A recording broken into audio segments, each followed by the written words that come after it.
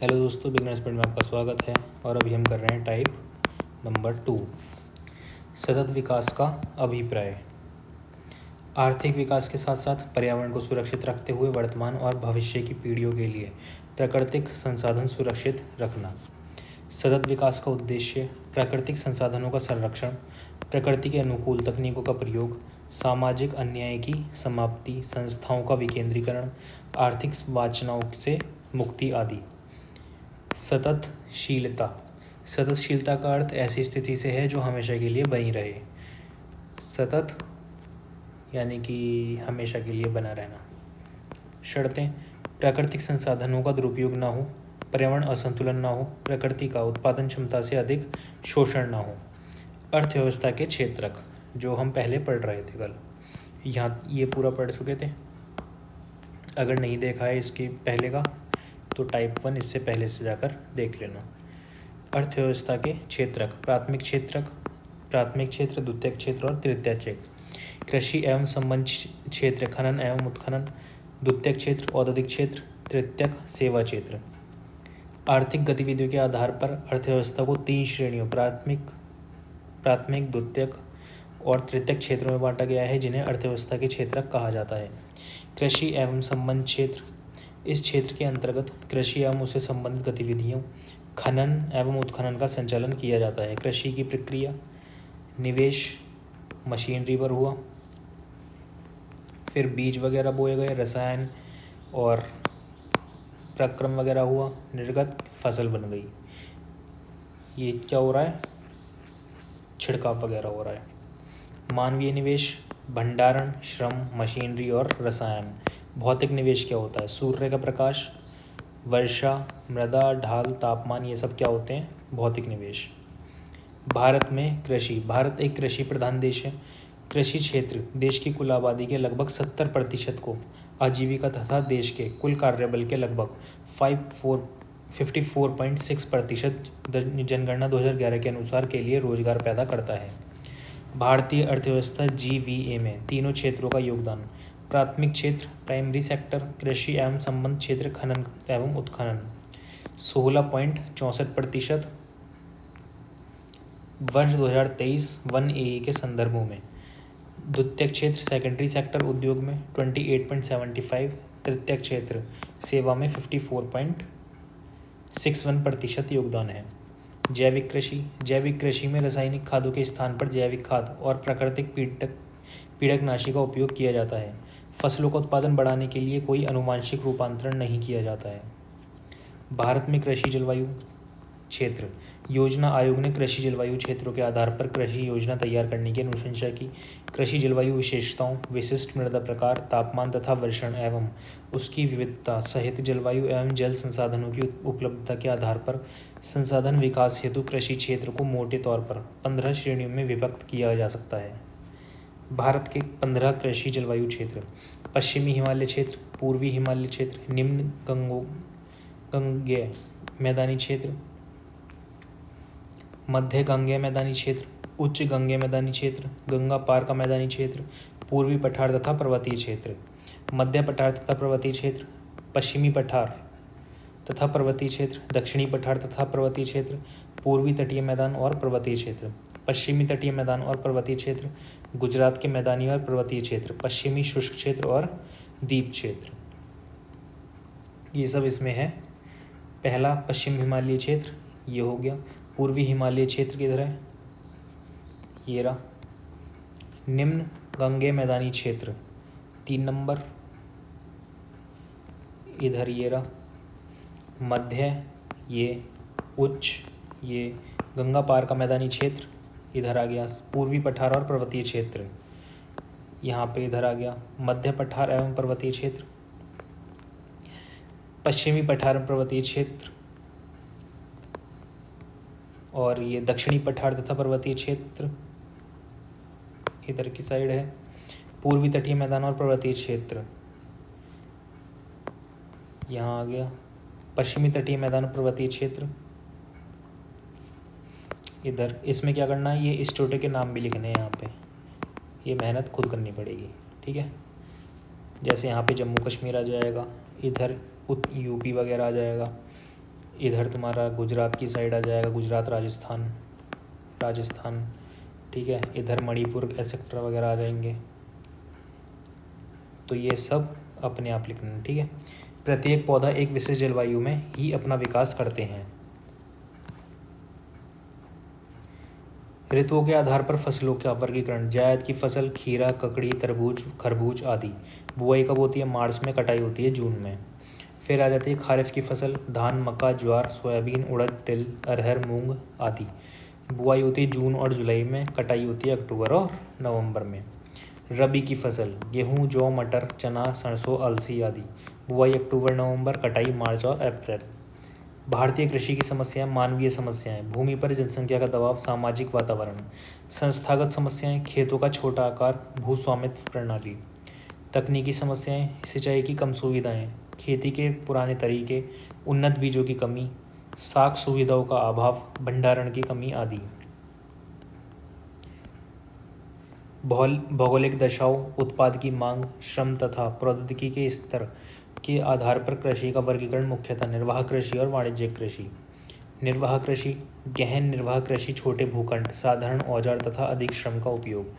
आदिम निर्वाह कृषि, स्थानांतरी कृषि तथा चालवासी पशुचारण शामिल। वाणिज्यिक कृषि, फसल उत्पादन, पशुपालन हेतु अधिक पूंजी, मशीनों के उपयोग तथा बाजार में विक्रय हेतु। वाणिज्य अनाज कृषि, मिश्रित कृषि और रोपण कृषि। फसल चक्र, किसी निश्चित क्षेत्रफल पर निश्चित अवधि के लिए भूमि की उर्वरता को बनाए रखने के उद्देश्य से फसलों को अदल बदल कर उगाने की प्रक्रिया। या किसी निश्चित क्षेत्र में एक नियत अवधि में फसलों के इस क्रम में उगाया जाना कि भूमि की उर्वरता शक्ति को कम से कम ह्रास हो। जैसे ये चक्र हो गया, ये उगाया वगैरह, फिर खेती करी, फिर ये जो बच जाता उसको हटाया, फिर दोबारा उगाया, यही साइकिल चलते रहती है। और ये बीच में हो गई हमारी फसल। भारतीय अर्थव्यवस्था में कृषि का महत्व। राष्ट्रीय आय में योगदान, आजीविका एवं रोजगार में योगदान, जीवन निर्वाह तथा आय का स्रोत, खाद्य पदार्थों की आपूर्ति का साधन, पूंजी निर्माण आदि। हरित क्रांति, ग्रीन रेवोल्यूशन। 20वीं शताब्दी के 6वें दशक के अंतिम दौर की हरित क्रांति की प्रकृति का सबसे उचित वर्णन बीज, उर्वरक, जल तकनीकी करता है। उच्च पैदावार, विविधता बीजों, HYV सीड्स, उर्वरक, सिंचाई हेतु पानी, कृषि मशीनरी, कीटनाशकों का प्रयोग। किसानों के कृषि ज्ञान ने कृषि के क्षेत्र में उल्लेखनीय परिवर्तन किया, जिसे तकनीकी रूप से हरित क्रांति या कृषि क्रांति के रूप में जाना जाता है। फिर हरित क्रांति कृषि उत्पादकता को बढ़ाने के लिए लागू की गई नीति। पारंपरिक बीजों के स्थान पर उन्नत किस्म के बीजों का प्रयोग। वैश्विक स्तर पर हरित क्रांति के जनक नॉर्मन बोरलॉग। हरित क्रांति शब्द का प्रयोग सर्वप्रथम 1968 में अमेरिकी वैज्ञानिक विलियम एस गॉड द्वारा किया गया। भारत में हरित क्रांति के जनक MS स्वामीनाथन। भारत में हरित क्रांति की शुरुआत वर्ष 1966 से 67। हरित क्रांति का सबसे अधिक प्रभाव गेहूं और चावल की कृषि पर। भारत में हरित क्रांति पंजाब, हरियाणा और पश्चिमी उत्तर प्रदेश में सर्वाधिक सफल रही। वर्ष 2006 में हुए विज्ञान कांग्रेस में भारत के तत्कालीन राष्ट्रपति APJ अब्दुल कलाम ने द्वितीय हरित क्रांति का आह्वान किया। फिर आ जाता है फसल उत्पादन। चावल पश्चिम बंगाल और विश्व में प्रथम चीन। गेहूं उत्तर प्रदेश, विश्व में प्रथम कौन है? चीन। मक्का में भारत में कर्नाटक और वर्ल्ड में संयुक्त राज्य अमेरिका। सोयाबीन में महाराष्ट्र और ब्राज़ील। गन्ना उत्तर प्रदेश, ब्राज़ील। जूट एवं मैस्ता पश्चिम बंगाल और भारत जूट। कपास गुजरात, भारत। किसमें? विश्व में प्रथम कौन है? भारत। और कपास में जो भारत के शीर्ष हैं गुजरात। मूंगफली गुजरात शीर्ष है और चीन मुख्य भूमि में है। प्रमुख कृषि क्रांतियों और संबंधित क्षेत्र। हरित क्रांति खाद्यान्न उत्पादन। ग्रे क्रांति उर्वरक उत्पादन। गुलाबी क्रांति झींगा उत्पादन। नीली क्रांति मत्स्य उत्पादन। श्वेत क्रांति दुग्ध उत्पादन। पीली क्रांति तिलहन उत्पादन। काली क्रांति पेट्रोलियम। लाल क्रांति मांस टमाटर उत्पादन। स्वर्ण क्रांति फल का उत्पादन। प्रमुख फसल उत्पादन मिलियन टन में वर्ष 2022 और 23। खाद्यान्न 330.53 मिलियन टन, जिसमें से अनाज 330 है ये, और दालें हैं 27। अनाज में चावल 135 मिलियन टन, गेहूँ 112, मोटे अनाज जैसे ज्वार 3, मक्का 35, बाजरा 11, अन्य 3। दालें चना 13, तूर 3.4, अन्य 10.5। बागानी फसलों से संबंधित महत्वपूर्ण आंकड़े। बागानी फसलें। शीर्ष उत्पादक राज्य लीची बिहार, आम उत्तर प्रदेश, अमरूद उत्तर प्रदेश, काजू महाराष्ट्र, सुपारी कर्नाटक, नारियल केरल। पशुपालन एवं मत्स्य पालन। 20वीं पशुधन संगणना रिपोर्ट 2019 के अनुसार मवेशियों की संख्या के संदर्भ में शीर्ष राज्य पश्चिम बंगाल में। मांस एवं दुग्ध उत्पादन के संदर्भ में शीर्ष राज्य उत्तर प्रदेश है। मत्स्य उत्पादन के संदर्भ में शीर्ष राज्य आंध्र प्रदेश है। अंडा उत्पादन के संदर्भ में शीर्ष राज्य आंध्र प्रदेश है। फिर आ जाता है कृषि वित्त। कृषि वित्त के स्रोत। संस्थागत स्रोत, गैर संस्थागत स्रोत, वाणिज्यिक बैंक, सहकारी समितियां और सरकार संस्थागत स्रोत हो गए। गैर संस्थागत स्रोत साहूकार, देशी बैंकर, अन्य। कृषि ऋण का वर्गीकरण। अल्पावधि ऋण 15 माह से कम समय हेतु प्रदत्त। मध्यावधि ऋण 15 माह से 5 वर्ष हेतु प्रदत्त। दीर्घकालिक ऋण 5 वर्षों से अधिक अवधि हेतु प्रदत्त। खाद्य प्रबंधन यानी कि फूड मैनेजमेंट। न्यूनतम समर्थन मूल्य मिनिमम सपोर्ट प्राइस एमएसपी। प्रापण और खरीद मूल्य प्रोक्योरमेंट प्राइस। Buffer stock. बाजार हस्तक्षेप योजना मार्केट इंटरवेंशन स्कीम। निर्गम मूल्य इशू प्राइस, भंडारण स्टोरेज। न्यूनतम समर्थन मूल्य क्या होता है? न्यूनतम समर्थन मूल्य किसानों को बाजार जोखिम के विरुद्ध सामाजिक सुरक्षा उपलब्ध कराना है। वर्तमान में सरकार द्वारा 24 कृषि फसलों के लिए न्यूनतम समर्थन मूल्य एमएसपी तथा गन्ने के लिए उचित एवं लाभकारी मूल्य एफआरपी की घोषणा की गई है। न्यूनतम समर्थन मूल्य एमएसपी की सिफारिश कृषि लागत एवं मूल्य आयोग सीएसीपी द्वारा की गई। राष्ट्रीय खाद्य सुरक्षा अधिनियम 2013। पात्र व्यक्ति को चावल, गेहूं एवं मोटे अनाज क्रमशः 3 रुपये, 2 रुपये और 1 रुपये प्रति किलोग्राम की दर से प्रदत्त। 75% ग्रामीण आबादी और 50% शहरी आबादी को आच्छादित करने का प्रावधान है। परीक्षा की दृष्टि से राष्ट्रीय चावल अनुसंधान संस्थान स्थित है कटक में। नाबार्ड की स्थापना हुई थी 12 जुलाई 1982 को। हरित क्रांति के जनक नॉर्मन बोरलॉग। भारत में हरित क्रांति के जनक हैं एमएस स्वामीनाथन। भारतीय खाद्य निगम की स्थापना हुई थी वर्ष 1965 में। भारत में सीमांत जोत का आकार होता है 1 हेक्टेयर से कम। भारतीय कृषि अनुसंधान परिषद का मुख्यालय स्थित है नई दिल्ली में। फसलों के लिए न्यूनतम समर्थन मूल्य निर्धारण संबंधी संतुष्टि करता है कृषि लागत एवं मूल्य आयोग। गन्ने के लिए उचित एवं लाभकारी कीमत अनुमोदित करती है आर्थिक मामलों की मंत्रिमंडलीय समिति। भारत में प्रथम कृषि विश्वविद्यालय स्थापित हुआ पंतनगर उत्तराखंड में। भारतीय चारागाह एवं चारा अनुसंधान संस्थान स्थित है झांसी में। प्रमुख बोर्ड केंद्र एवं उनके प्रधान कार्यालय की अवस्थिति। बोर्ड और अवस्थिति। भारतीय कॉफ़ी बोर्ड बेंगलुरु कर्नाटक। भारतीय रबर बोर्ड कोट्टायम केरल। भारतीय चाय बोर्ड कोलकाता पश्चिम बंगाल। भारतीय तंबाकू बोर्ड गुंटूर आंध्र प्रदेश। भारतीय मसाले बोर्ड कोची केरल। भारतीय अंगूर प्रसंस्करण बोर्ड राष्ट्रीय अंगूर अनुसंधान केंद्र पुणे महाराष्ट्र। राष्ट्रीय जूट बोर्ड कोलकाता पश्चिम बंगाल। राष्ट्रीय मत्स्य विकास बोर्ड हैदराबाद तेलंगाना। प्रमुख बोर्ड पुणे में कौन से हैं? भारतीय अंगूर प्रसंस्करण बोर्ड और राष्ट्रीय अंगूर केंद्र। कोलकाता में भारतीय चाय बोर्ड जूट बोर्ड। कोलकाता में जूट और चाय, ठीक है। हैदराबाद में मत्स्य बोर्ड। गुंटूर में तंबाकू। कोची में मसाले। बेंगलुरु में कॉफ़ी। कोट्टायम रबड़। द्वितीय क्षेत्र औद्योगिक क्षेत्र। औद्योगिक क्षेत्र के अंतर्गत विभिन्न औद्योगिक नीतियाँ, उद्योग का वर्गीकरण आदि का अध्ययन किया जाता है। उद्योग क्षेत्र जीवीए में योगदान 28.75%, ठीक है। भारत की प्रमुख औद्योगिक नीतियाँ। वर्ष 1948 की औद्योगिक नीति, 1956 की औद्योगिक नीति, 1977 की औद्योगिक नीति, 1980 की औद्योगिक नीति, 1991 की औद्योगिक नई नीति। अब आ जाते हैं नई औद्योगिक नीति 1991 एलपीजी, ठीक है। उदारीकरण लिबरलाइजेशन एल, निजीकरण प्राइवेटाइजेशन पी, वैश्वीकरण ग्लोबलाइजेशन जी। एलपीजी के फलस्वरूप भारत मिश्रित समाजवाद से मिश्रित पूंजीवाद की ओर अग्रसर हुआ। नई आर्थिक नीति की घोषणा 24 जुलाई 1991 को तत्कालीन प्रधानमंत्री पीवी नरसिम्हा राव ने की थी। भारत में उदारीकरण का अग्रदूत भूतपूर्व वित्त मंत्री डॉक्टर मनमोहन सिंह को कहा जाता है। नई औद्योगिक नीति द्वारा उठाए गए प्रमुख कदम कौन से हैं? औद्योगिक लाइसेंस से मुक्ति, 18 प्रमुख उद्योगों छोड़कर शेष सभी उद्योगों के लिए लाइसेंस लेने की अनिवार्यता समाप्त कर दी गई। सार्वजनिक क्षेत्र के लिए आरक्षित रखे गए 17 उद्योगों को घटाकर 8 कर दिया गया। अनिवार्य लाइसेंस के अंतर्गत उद्योग तंबाकू से संबंधित उत्पाद, सिगार, सिगरेट, अन्य उत्पाद, इलेक्ट्रॉनिक, एयरोस्पेस और रक्षा उपकरण, औद्योगिक विस्फोट, निर्दिष्ट खतरनाक रसायन, इन सब के लिए लाइसेंस लेना जरूरी हो गया। सार्वजनिक क्षेत्र के लिए आरक्षित उद्योग, परमाणु ऊर्जा और रेलवे परिचालन। विदेशी निवेश को प्रोत्साहन, MRTP परिसंपत्ति सीमा की समाप्ति। चरणबद्ध उत्पादन की अनिवार्यता का अंत कर दिया गया। वाणिज्य एवं उद्योग मंत्रालय भारत सरकार की वार्षिक रिपोर्ट 20 और 21 के अनुसार वर्तमान में केवल 4 उद्योगों को अनिवार्य लाइसेंस के तहत तथा 2 उद्योगों को सार्वजनिक क्षेत्र के लिए आरक्षित कर दिया गया।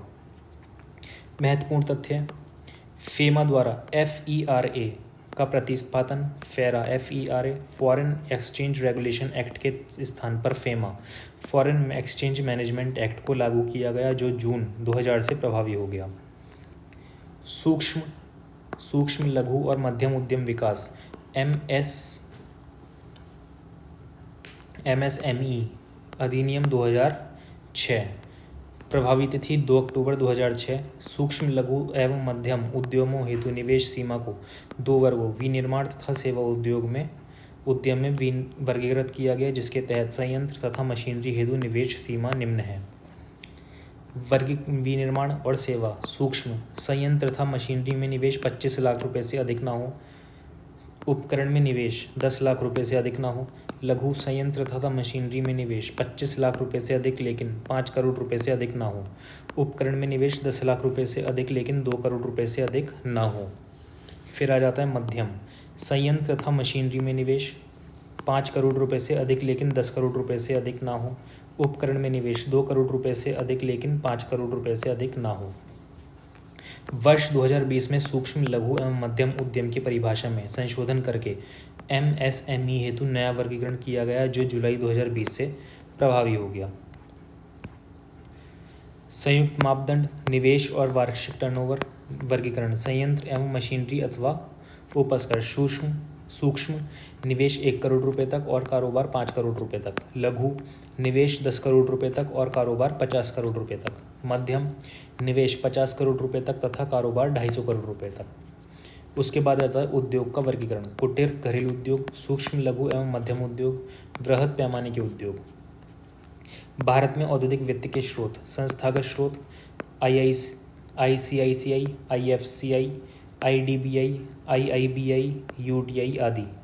आंतरिक स्रोत: अंश पूंजी, शेयरों की बिक्री, ऋण पत्र, लाभ का पुनर्निवेश, स्वैच्छिक जमा आदि।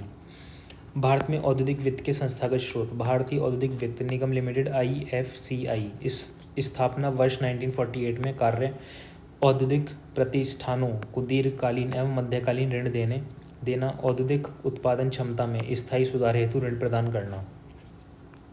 भारतीय औद्योगिक साख एवं निवेश निगम लिमिटेड ICICI। स्थापना वर्ष 1955 में कार्य निजी क्षेत्र में स्थापित औद्योगिक इकाइयों का वित्त पोषण। वर्ष 2002 में इस संस्था का विलय ICICI बैंक में कर दिया गया। फिर भारतीय यूनिट ट्रस्ट UTI फरवरी 1964 में, परिचालन जुलाई 1964 से। भारतीय औद्योगिक विकास बैंक IDBI। स्थापना वर्ष 1964 में, कार्य औद्योगिक उद्देश्यों के सभी स्तरों का वित्त पोषण, आधारभूत उद्योगों का प्रोत्साहन। नोट: अक्टूबर 2004 से इसे वाणिज्य बैंक के रूप में अधिसूचित कर दिया गया। भारतीय औद्योगिक निवेश बैंक IIBI वर्ष 1971 में भारतीय औद्योगिक पुनर्निर्माण निगम लिमिटेड की स्थापना वित्तीय रूप से कमजोर औद्योगिक इकाइयों को वित्तीय सहायता उपलब्ध कराने हेतु वर्ष 1985 में इसे भारतीय औद्योगिक पुनर्निर्माण बैंक में रूपांतरित किया गया। मार्च 1997 में पुनः इसका नाम बदलकर भारतीय औद्योगिक निवेश बैंक कर दिया गया। कार्य बीमार औद्योगिक इकाइयों का वित्त पोषण। भारतीय लघु उद्योग विकास बैंक SIDBI। स्थापना 2 अप्रैल 1990 को, अप्रैल 1990 से कार्यरत, लघु उद्योगों को वित्त उपलब्ध कराना। औद्योगिक उत्पादन सूचांक इंडेक्स ऑफ इंडस्ट्रियल प्रोडक्शन राष्ट्रीय सांख्यिकी कार्यालय NSO द्वारा औद्योगिक प्रदर्शन एवं विकास के मापन हेतु औद्योगिक उत्पादन सूचांक जारी। इस सूचांक में विनिर्माण, खनन एवं वैद्युत 3 घटक शामिल किए जाते हैं। इनमें सर्वाधिक भारांश विनिर्माण का है। भारत में औद्योगिक मिल या फैक्ट्री की स्थापना: कागज 1812, श्रीरामपुर पश्चिम बंगाल में। सूती वस्त्र 1818, फोर्ट ग्लस्टर कोलकाता पश्चिम बंगाल। जूट 1985, शराब पश्चिम बंगाल। सीमेंट 1904 चेन्नई।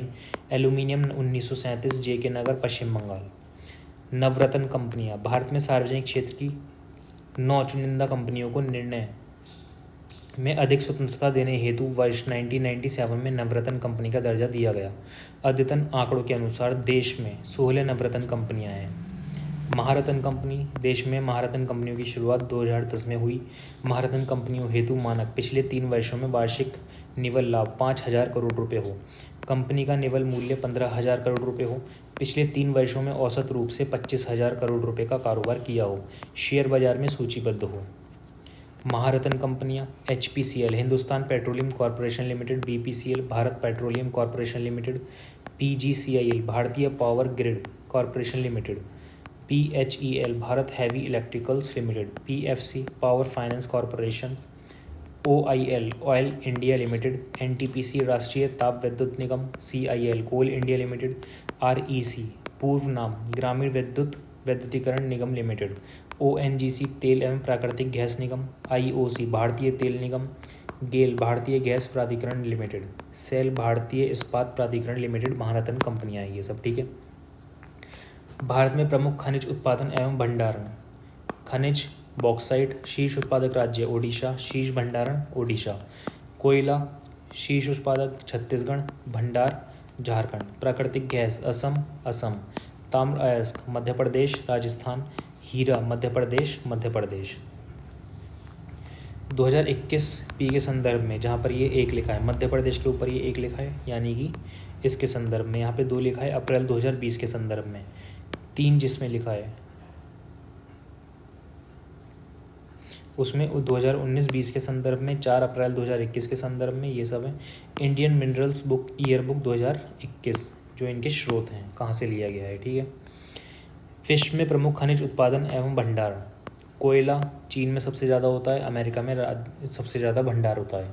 तांबा चिली में सबसे ज़्यादा होता है, चिली में ही भंडार होता है IMYB 2021 के अनुसार।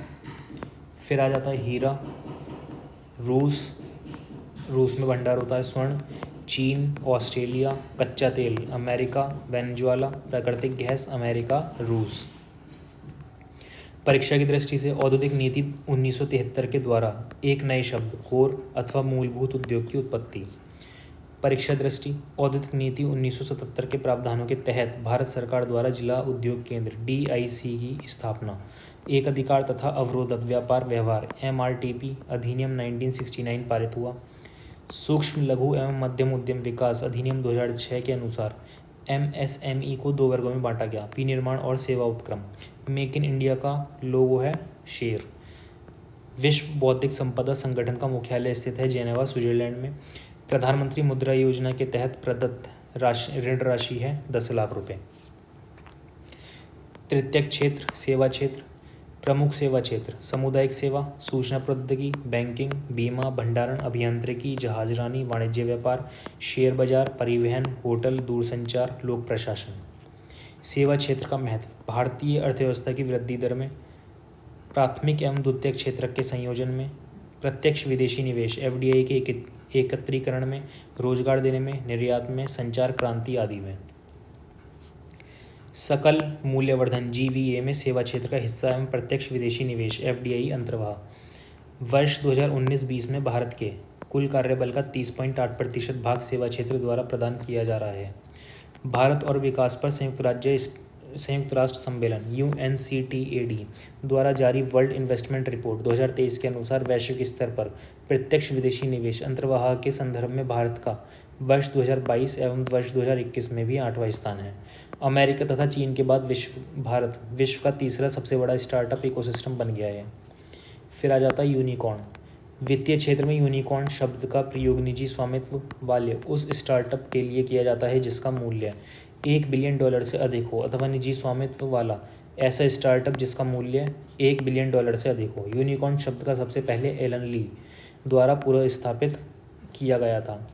डॉलर के संदर्भ में वर्ष 2000 और सितंबर 2023 के मध्य भारत में FDI के अंतर्वाह का सबसे बड़ा प्राप्तकर्ता सेवा क्षेत्र है। आर्थिक समीक्षा 2021-22 एवं 22-23 के अनुसार वैश्विक सेवाओं के निर्यात में भारत का प्रमुख स्थान है। भारत वर्ष 2020 एवं 2021 में शीर्ष 10 सेवा निर्यातक देशों में शामिल रहा। हाल के वर्षों में बेंगलुरु की जगह दिल्ली ने भारत की स्टार्टअप राजधानी का स्थान लिया है। यूनिकॉर्न के संदर्भ में भारत ग्रेट ब्रिटेन को पीछे छोड़ अमेरिका तथा चीन के बाद तीसरा सबसे बड़ा देश बन गया। सर्वाधिक मान्यता प्राप्त स्टार्टअप महाराष्ट्र में है। ठीक, इसके देख लेते हैं अब टाइप 2 के क्वेश्चन आंसर। ये रहे। टाइप 2, अर्थव्यवस्था का पिता किसे कहा जाता है? एडम स्मिथ को। नए 2 पहिया वाहन के लिए बाजार पर विचार करें। यदि स्टील की कीमत बढ़ती है तो नए पहिए वाहनों की संतुलन कीमत डैश होगी और संतुलन मात्रा डैश होगी। क्या हो जाएगा? बढ़ जाएगी और घट जाएगी। संतुलन कीमतें बढ़त होगी और संतुलन मात्रा में कमी हो जाएगी। मैकिन्से के अर्थशास्त्र के सिद्धांतों के अनुसार किसी देश का मानक जीवन यापन देश के डैश पर निर्भर करता है। किस पर निर्भर करता है? सरकार नीति पर नहीं, नाममात्र की मजदूरी नहीं, औसत मजदूरी नहीं, माल सेवाओं का उत्पादन करने वाली क्षमता पर। मांग में कमी और आपूर्ति में वृद्धि का संतुलन कीमत पर क्या प्रभाव पड़ेगा? संतुलन मूल्य घट जाएगा। डैश में किसी पूर्व कार्य की विवशता नहीं होती। क्या हो जाएगा इसका? ग्रीनफील्ड परियोजना। अर्थशास्त्र में कौन सा सिद्धांत यह प्रतिपादित करता है कि कोई देश वही निर्यात करता है जिसका वह कुशलतापूर्वक और बहुतायत में उत्पादन करता है? सही उत्तर क्या हो जाएगा इसका? हेक्स्चर-ओल्हीन मॉडल। एक लीची विनिमय दर प्रणाली में विनिमय दरों के बारे में लंबी अवधि की भविष्यवाणी करने के लिए किस सिद्धांत का उपयोग किया जाता है? क्रय शक्ति समता सिद्धांत। निम्नलिखित में से कौन सा व्यावसायिक समूह भारत में सबसे बड़ी एब्रेसिव विनिर्माण कंपनियों में से एक कार्बोड्रम यूनिवर्सल लिमिटेड CMI से जुड़ा है? कौन जुड़ा है? मुरुगप्पा समूह। निम्नलिखित में से किसके द्वारा सकल घरेलू उत्पाद, स्थिर पूंजी निर्माण और अन्य समष्टि अर्थशास्त्र समुच्चय पर राष्ट्रीय लेखा सांख्यिकी शीर्षक नामक वार्षिक प्रकाशन लाया जाता है? क्या है इसका? केंद्रीय सांख्यिकी संगठन CSO। डैश एक विशिष्ट समय अवधि में देश की सीमा के भीतर उत्पादित सभी तैयार वस्तुओं और सेवाओं का अंतिम मूल्य है। सकल घरेलू उत्पाद। इसमें क्या आ जाएगा? NSO, क्योंकि इन दोनों को मिलाकर अब क्या कर दिया गया है? NSO, एक ही संस्था कर दिया गया है इसको। डैश वस्तु का एक प्रकार है जिसका मूल्य बढ़ाने पर मांग बढ़ता है। गिफेन वस्तु। अर्थशास्त्र में IPO का पूर्ण नाम क्या होता है? IPO का पूर्ण नाम इनिशियल पब्लिक ऑफरिंग। अर्थशास्त्रियों के लिए डैश का अर्थ है किसी उत्पाद या सेवा की वह मात्रा जिसे लोग खरीदने के लिए तैयार और सक्षम दोनों हैं। इसका क्या सही उत्तर हो जाएगा? मांग।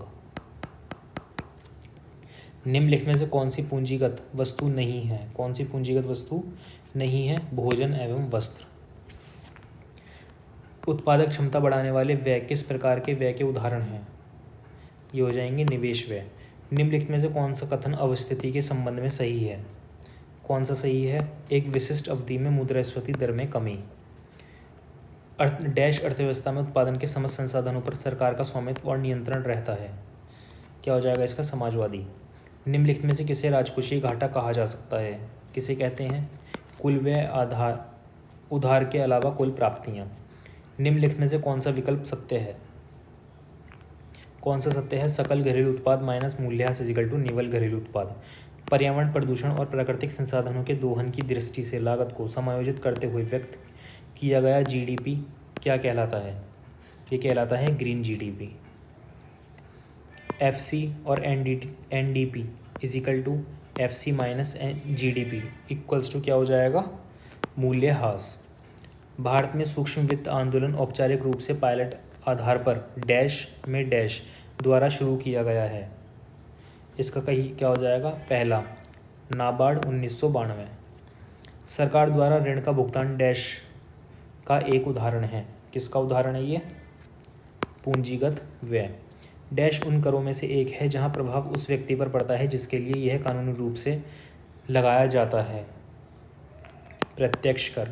मुद्रास्फीति का मुकाबला करने के लिए कौन सा सामान्य मौद्रिक नीति दृष्टिकोण अपनाया जाता है? कौन सा अपनाया जाता है? हॉकिश। निम्नलिखित में से कौन सा विकल्प सत्य है? कौन सा विकल्प सत्य है? सकल घरेलू उत्पाद इक्वल्स टू मूल्यह्रास इक्वल्स टू निव्वल घरेलू उत्पाद। सरकारी बजट का निम्नलिखित में से क्या उद्देश्य है? क्या उद्देश्य है? ए, बी, सी तीनों सही हैं। छोटे किसान और मौसमी मजदूर जैसे लोग जो नियमित रूप से गरीबी दायरे के अंदर और बाहर होते रहते हैं उन्हें डैश के रूप में वर्गीकृत किया जाता है। क्या हो जाएगा इसका सही उत्तर? चर्निंग पुअर, विलोडन गरीब। जीएनपी के संबंध में निम्न में से कौन सा विकल्प सही है? कौन सा विकल्प सही है? जीएनपी इक्वल्स टू जीडीपी, शेष विश्व में नियोजित उत्पादन के घरेलू कारकों द्वारा अर्जित कारक आय प्लस घरेलू अर्थव्यवस्था में नियोजित शेष विश्व के उत्पादन कारकों द्वारा अर्जित कारक आय। जीएनपी जीडीपी शेष विश्व, जीएनपी जीडीपी प्लस शेष विश्व में नियोजित उत्पादन के घरेलू कारकों द्वारा अर्जित कारक आय घरेलू अर्थव्यवस्था में नियोजित शेष विश्व के उत्पादन कारकों द्वारा कारक आय। ये सही हो जाएगा। ठीक है, तीसरा आंसर इसका सही है। आउटलुक विधि के अनुसार जीडीपी की गणना की जाती है स्थिर कीमतों पर जीडीपी माइनस कर प्लस सब्सिडी। निम्नलिखित में से क्या सार्वजनिक वस्तुओं की श्रेणी में नहीं आता? क्या चीज़ सार्वजनिक वस्तुओं की श्रेणी में नहीं आती? खाद्य वस्तुएं। एमएसपी न्यूनतम समर्थन मूल्य प्रणाली को पहली बार 1966-67 में डैश के लिए पेश किया गया था और बाद में अन्य आवश्यक खाद्य फसलों को शामिल करने के लिए इसका विस्तार किया गया। क्या हो जाएगा? गेहूं। जीडीपी अपस्फीति कारक जीडीपी डिफॉल्टर को डैश भी कहा जाता है। क्या हो जाएगा इसका? निहित मूल्य अपस्फीति कारक। जिस वर्ष की कीमतों का उपयोग वास्तविक सकल घरेलू उत्पाद की गणना के लिए किया जा रहा है उसे क्या कहते हैं? आधार वर्ष। बाजार में कार्य उपलब्धता और उपलब्ध श्रमिक के कौशल के बीच बेमेल होने के कारण उत्पन्न होने वाली बेरोजगारी कहलाती है। क्या कहलाती है ये? संरचनात्मक। किसी अर्थव्यवस्था के भुगतान संतुलन खाते का संबंध डैश से होता है। किससे होता है? बाह्य क्षेत्र से। समष्टि अर्थशास्त्र मैक्रो इकोनॉमिक्स के अध्ययन का विषय किस सिद्धांत पर आधारित है? राष्ट्रीय आय का सिद्धांत। डैश एक वर्ष के दौरान घरेलू अर्थव्यवस्था के भीतर होने वाली अंतिम वस्तुओं और सेवाओं के कुल उत्पादन को मापता है। कारक मूल्य पर राष्ट्रीय आय। निम्नलिखित में से कौन सा सरकार के पूंजीगत व्यय का घटक नहीं है? कौन सा नहीं है? ब्याज भुगतान। यदि सीमांत उपभोग प्रवृत्ति को सी से निरूपित किया जाता है तो सरकारी व्यय गुणक को डैश के रूप में निरूपित किया जा सकता है। क्या हो जाएगा इसका? 1/1 - सी। ऐसी राजस्व प्राप्तियां जिनका सरकार पर दावा नहीं होता क्या कहलाती हैं? गैर प्रतिदेय। व्यापार की गई वस्तुओं और सेवाओं के कुल मूल्य को व्यापार का की डैश माना जाता है। क्या माना जाता है? मात्रा। सरकार का हस्तक्षेप चाहे वह मांग का विस्तार करने के लिए हो अथवा इसे कम करने के लिए क्या कहलाता है? डैश कहलाता है। स्थिरीकरण कार्य। तीसरा सही हो जाएगा इसका। समष्टि अर्थव्यवस्था मैक्रो इकोनॉमिक्स निम्नलिखित में से किस अध्ययन से संबंधित है? संसाधनों का पूर्ण रूप से उपयोग न होने के कारणों, कुल निर्गत के निर्धारण से। पहला दूसरा दोनों सही हो जाएंगे। अचल पूंजी के उपयोग को डैश के रूप में भी जाना जाता है। किस रूप में जाना जाता है? मूल्यह्रास के रूप में। निम्न में से कौन सा किसी वस्तु के अंतिम वस्तु के रूप में पहचाने जाने का सही कारण है? क्या हो जाएगा इसका? चौथा, निर्माता द्वारा इसे आगे और संसाधित नहीं किया जाता है। देश के भीतर किसी अर्थव्यवस्था में वस्तुओं और सेवाओं के कुल उत्पादन साथ ही किसी विशिष्ट अवधि के दौरान मूल्यह्रास को मापने के लिए निम्नलिखित में से किसका उपयोग किया जाता है? किसका किया जाता है? सकल घरेलू उत्पाद जीडीपी। कौन सा घाटा सरकार की ऋण ग्रहण आवश्यकताओं को दर्शाता है? कौन दर्शाता है? राजकोषीय घाटा। राजकोषीय क्षेत्र में सरकार की प्राथमिकताओं तथा उससे संबंधित नीतियाँ एवं विचलनों का उल्लेख बजट दस्तावेज के किस भाग में किया जाता है? किस में किया जाता है? राजकोषीय नीति कार्य योजना विवरण। साख नियंत्रण के निम्नलिखित में से किस उपाय के लिए सुविकसित मुद्रा बाजार की आवश्यकता है? किसकी आवश्यकता है? खुला बाजार परिचालन। निम्नलिखित में से कौन सा विवरण सरकार के अनुमानित राजस्व और व्यय का विवरण देता है? वार्षिक वित्तीय विवरण। निम्नलिखित में से कौन से आर्थिक सुधार सरकार द्वारा उनकी उदारीकरण नीति के तहत शुरू किए गए थे? औद्योगिक और वित्तीय क्षेत्र में सुधार। और इसी के साथ ये वाला टाइप हो जाता है समाप्त। अब मिलेंगे नेक्स्ट टाइप में, तब तक लाइक करो, शेयर करो, सब्सक्राइब करो। ठीक है, धन्यवाद।